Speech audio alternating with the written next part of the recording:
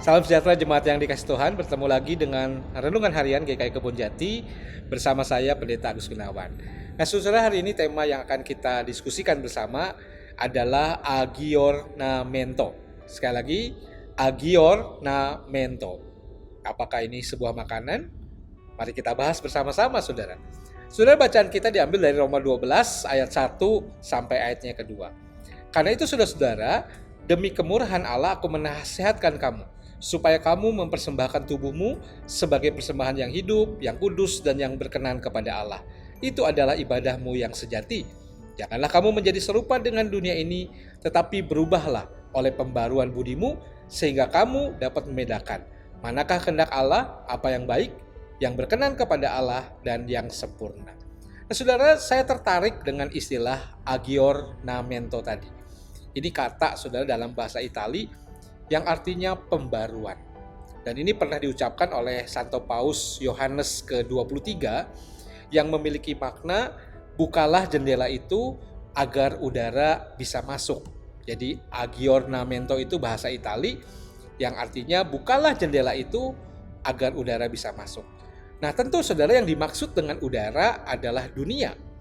Dan kita yang ada di dalam rumah tidak lain adalah gereja. Jika diartikan secara harafiah, intinya saudara, kata aggiornamento ini mau mengatakan bahwa gereja seharusnya membuka dirinya agar dunia bisa masuk menjadi bagian dirinya. Dengan adanya keterbukaan ini, saudara, gereja memiliki perubahan dalam banyak hal. Dan tentunya demi perkembangan gereja yang hadir di dalam dunia. Nah saudara, semangat aggiornamento ini berarti ini sebuah ekspresi yang memiliki daya hidup di mana kita harus terus-menerus hidup dari sumber kita, yaitu Kristus, Sang Kepala Gereja, yang selalu membarui. Seperti halnya benih yang berkembang, gereja tentunya selalu bertumbuh dan mesti berbuah dari hari ke hari.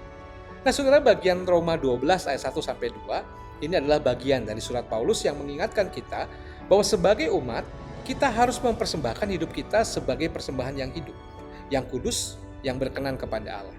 Nah saudara, ayat ini sejatinya mengajak kita sebagai umat Tuhan untuk memperjuangkan hidup yang berkenan kepada Tuhan. Dan hidup yang berkenan kepada Tuhan ini ditujukan dengan cara menghadirkan diri kita menjadi bagian dari kehadiran kerajaan Allah.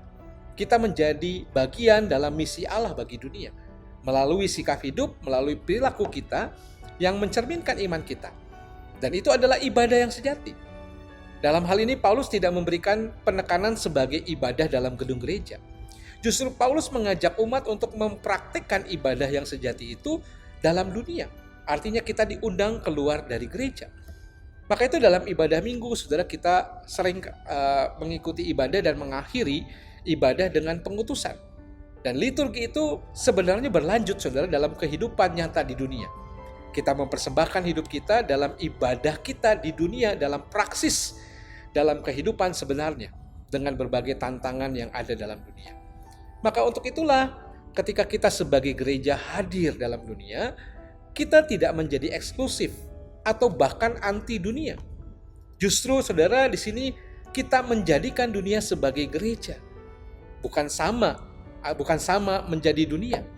Paulus mengingatkan janganlah kamu menjadi serupa dengan dunia ini. Dan memang kecenderungan kita dalam kehidupan dunia adalah kita menjadi orang yang permisif dengan dosa yang hadir dalam seluruh lingkup kehidupan kita. Dengan alasan biasanya demi kebaikan, baik itu bisnis atau penerimaan. Maka itu Paulus dengan tegas berkata, berubahlah oleh pembaruan budimu, sehingga kamu dapat membedakan manakah kehendak Allah, apa yang baik, yang berkenan kepada Allah, dan yang sempurna. Dan kenyataannya memang saudara tidak semudah yang dibayangkan.